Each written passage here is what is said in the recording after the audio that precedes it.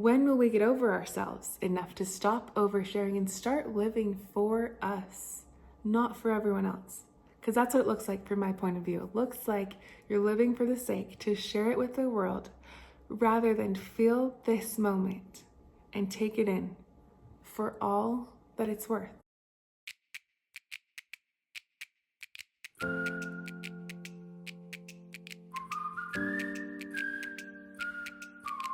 Welcome back to another episode of Taking Life Offline. I'm Carly Burr, and if you have ever felt exhausted or overwhelmed by the endless feed of perfectly captured and curated pictures that make you feel like you'll never measure up, you are going to love this episode. We're going to be elaborating today on an email that I received from Becca, who I have the pleasure of being in contact with through my letter, The Offline Diaries. Becca wrote me saying, I would love to hear you talk about the crazy, endless, and over-the-top photo shoots people have for every life event and plaster all over social media. For example, I struggled big time with my wedding photos, comparing what photos I didn't get that everyone else seemed to have, not looking absolutely stunning in every shot, being really hard on myself, etc. I've been off social media for a year now, huge thanks to you, but even when I hop on Pinterest or sometimes borrow my husband's IG, I always seem to find wedding photos that are quite honestly so triggering for me. It takes me right back to that gut-wrenching feeling of anger, resentment, and sadness I felt towards our photographer for all the photos she missed. I've had to do a lot of work on myself, continuing to remind myself that our wedding wasn't about the photos. It was about marrying my best friend. But I think social media is so dangerous when it comes to all the photo shoots that are basically expected nowadays. Engagements, weddings, baby announcements, pregnancy, hospital pics, newborn, family, and on and on and on. How the heck are we supposed to live in the moment when we're supposed to have all these picture perfect photo shoots all the time? It's exhausting and overwhelming. I would absolutely love to hear your take on this topic or something similar if you've ever experienced this. Thank you so much, and I can't wait for your podcast. Congrats, girl. In your corner, Becca. Okay, this is such a great topic. I'm excited to break down her email and get super blunt with my view of these things. So first, she says, I would love to hear you talk about the crazy, endless, over-the-top photo shoots people have for every life event and plus they're all over social media. First off, you said it. It's crazy. They're over the top, they're endless, and I might add totally unrealistic, somewhat nauseating, and downright absurd. She goes on to mention her wedding photos and comparing what she didn't get to everyone else's and not looking stunning in every shot. She includes that she had to do a lot of work on herself and remind herself that her wedding wasn't about the photos. It was about marrying her best friend, and she is absolutely right. It's your wedding with the person you love. The picture perfect shot doesn't mean a thing in the grand scheme of things. But we're putting too much emphasis on the photo and what the perfect shot supposedly means about us. This reminded me of when I got married in 2016. At the time, everyone was doing these first look videos where you go to a destination like the mountains or the sand dunes, at least where I live, that's what people would do. And the groom is where he sees the bride for the first time in her wedding dress. And this is kind of what these videos looked like. Just imagine dramatic music and a close-up shot of the groom's face. And it's like a half circle pan around his face. You can see the emotion on his face, you can see the nerves, you can see the smile or the deep breaths that he's taking if he's extra. Then the camera turns over to the bride. She's dressed in her gown, she looks beautiful. This gown costs thousands of dollars, and she's walking through the dirt and the bushes and probably, gathering a couple ticks on her dress on the train as she approaches her soon-to-be groom and taps him on the shoulder to let him know it's okay to turn around now. He turns around to look at her and immediately does one of two things. Either his eyes become the size of Jupiter and he looks like he just sat on a chair with needles stuck to the bottom, or he immediately closes his eyes as if he had looked directly into the sun and was blinded. Either way, the hand goes up, either into the hair as if he's in disbelief, or over the mouth, maybe to try to stop himself from throwing up, thinking about how much money was spent on this dress that she's only going to wear once. Anyway, you get the picture. They lock hands and they kiss, and he takes a step back again and gets another look at her and does the whole hand motion thing again. Do you know what I'm talking about? Are these still a thing? Because this was really huge when we were getting married in 2016. First look videos never really made sense to me and always came across as staged and fake. Am I the only one whose husband could really probably care less about the dress I wore, and who asked me to please not wear a ton of makeup because he wanted me to look like me when we got married? Plus, if I'm being completely honest, he was more interested in what was underneath the dress, if you know what I'm talking about. And of course, what I'm talking about is my heart. In all seriousness, what is the point? Oh, the point is to get the footage, not just for you. Because if it was just for you, you probably wouldn't film it. You would do your best to just feel that moment and take it in. Or you would film it and not share it on social. Just save it for yourself, maybe your future kids. But what seems to be the point is to get the footage, to share it on social media in order to get validation, to show people how good or not so good of an actor that the two of you can be. In Becca's email, she mentioned being hard on herself for not being stunning in every shot, or comparing what photos she didn't get that everyone else seemed to. And let me reassure you that she is not the only one with this specific concern and feeling. It's interesting because I too am not fond of my wedding pictures at all.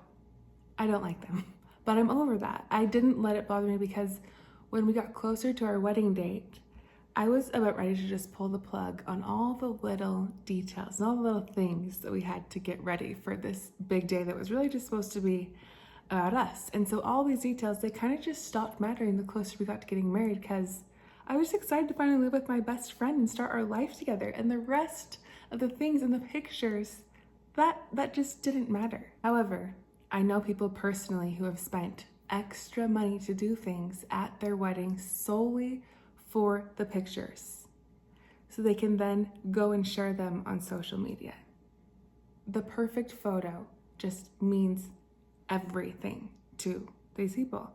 And this specific person even reenacted things before our eyes, okay, to get the perfect video shot or the perfect image. They literally walked out the doors from getting married, and they did their kiss, they did their little cheer, they did their little dip kiss thing, and then they walked, through the line of the people.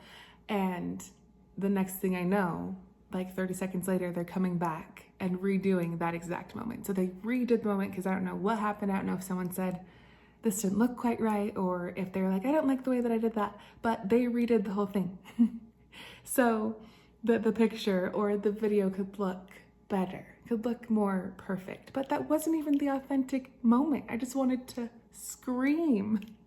I wanted to scream and say, this is your wedding. This is your wedding with the person you love. And you're worried and focused on looking perfect and capturing fake moments to look perfect.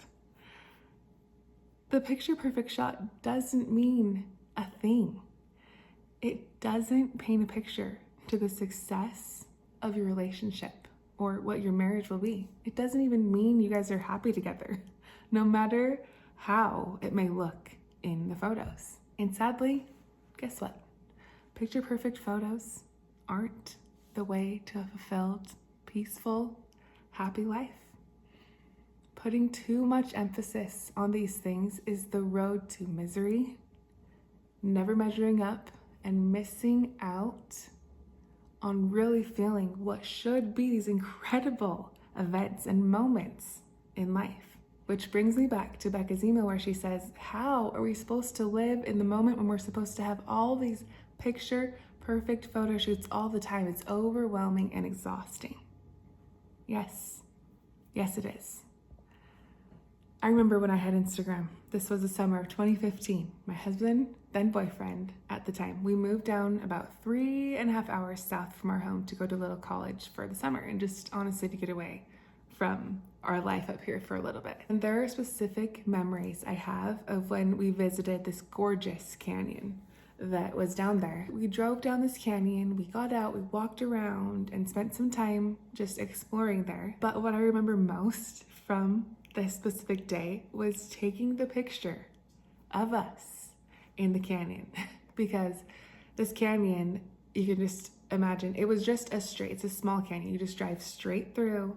There's just gorgeous red and white rocks on either side, and it's kind of down a hill. So we parked at the top of the hill, which is at the top of the canyon, and I had to prop my phone up on the hood of my little silver Honda Civic, and then I had to stand in front of my car with our backs facing the car and take a picture of us looking out into the canyon. That is the memory I have of that day in the canyon, not the exploring, not the driving. And it's because I took that picture multiple times to try to get it right, to get it the way that I wanted it.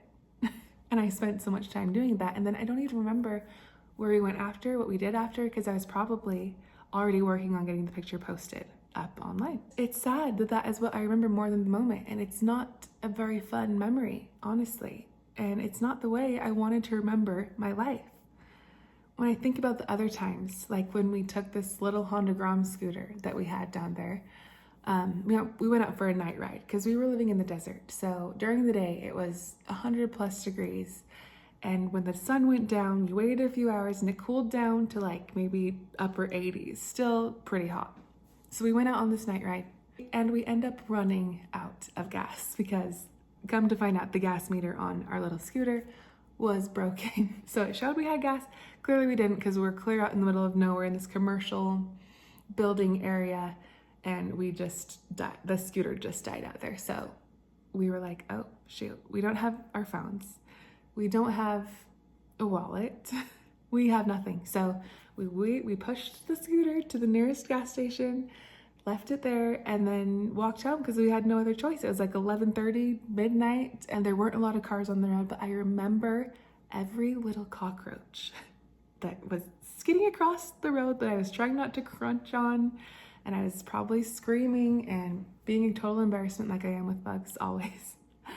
But I remember the conversations that we had that night. I remember some of the things that we talked about. I also remember what I ate when we got back to the house because I was so hungry. I ate a slice of cheese and I wrapped it up in turkey, and I probably ate the whole entire bag of cheese and the whole case of turkey because I was absolutely starving. But the point is, we didn't have our phones to document this kind of hysterical and exhausting and crazy thing that happened to us. We had to walk really far to get back to our apartment. We couldn't just call our roommates. And yes, this is more of an extreme memory, so maybe that's part of the reason why it left more of an imprint on me. But I also think that part of it is because we didn't document that moment. We just had no choice but to be in that moment and to just laugh at ourselves and feel the pain of walking in the night heat back to our apartment with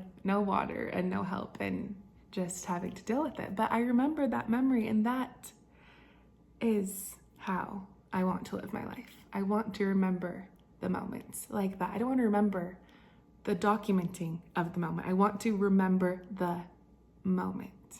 As all these stories came to my memory as I sat down to respond and think about how to respond to Becca's email, I was remembering the pictures that I had posted to my Instagram account. And I can remember specific photos that I had posted, and I remember taking those pictures and the multiple attempts that it took to get them. But the actual moment that the picture was supposed to remind me of is a faded memory. A faded memory diluted by the amount of times and the emphasis on trying to take picture-perfect photos of those moments. Finally, Becca says, I think social media is so dangerous when it comes to all the photo shoots that are basically expected nowadays. Engagements, weddings, baby announcements, pregnancy, hospital pics, newborn, family, and on and on and on.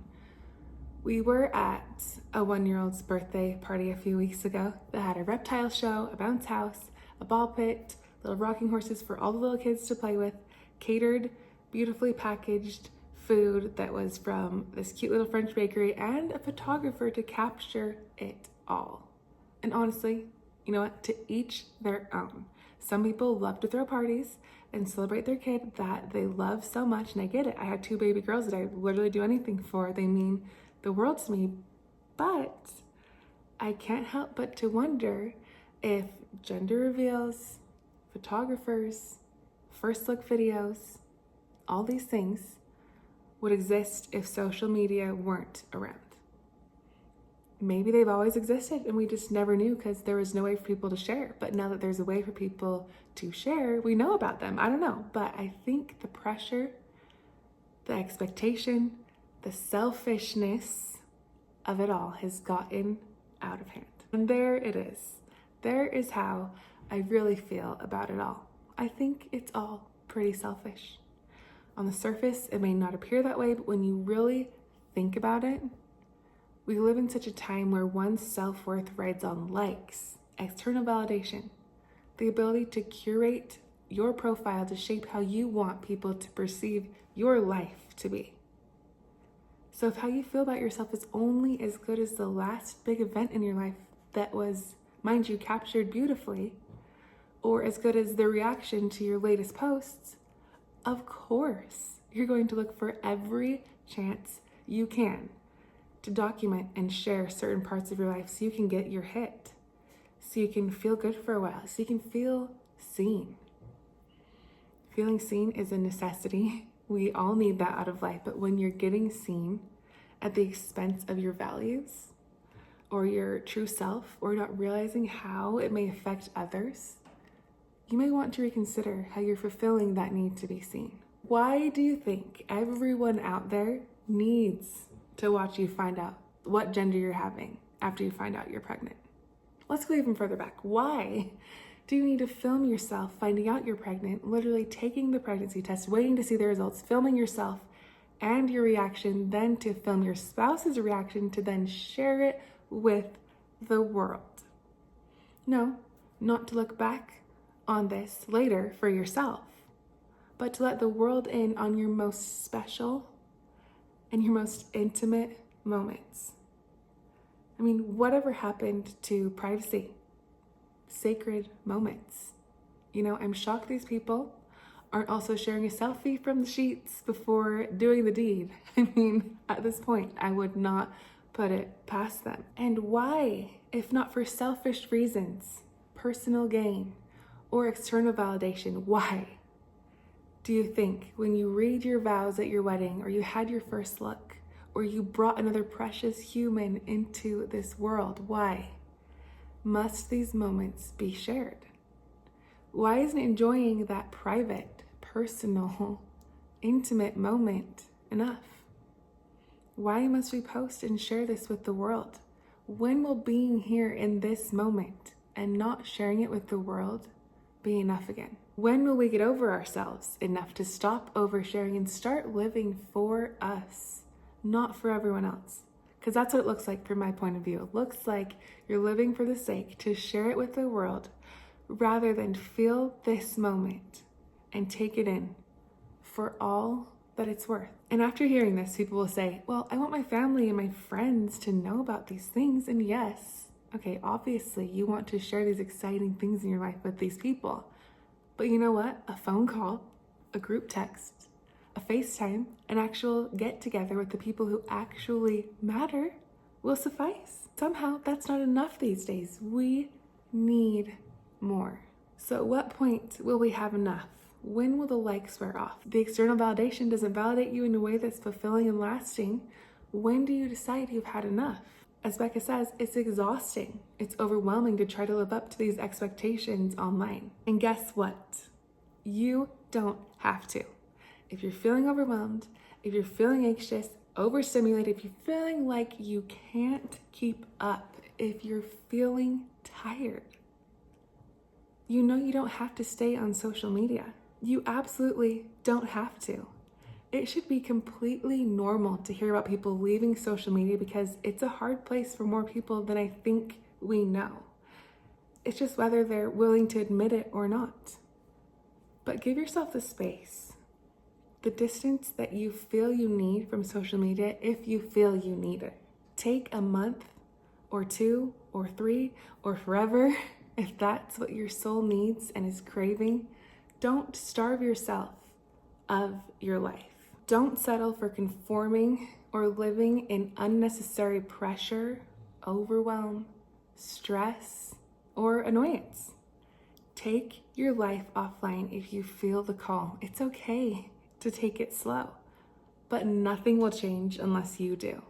So each new step, no matter how small, will make a difference. I wanted to thank Becca for her email. I love the conversations I'm able to have through my letter, The Offline Diaries, with you, and that I'm able to bring the conversations here to the podcast to hopefully help others relate and be inspired through the not so typical, but definitely necessary topics that we're bringing to light. Now let's get into our action step for today.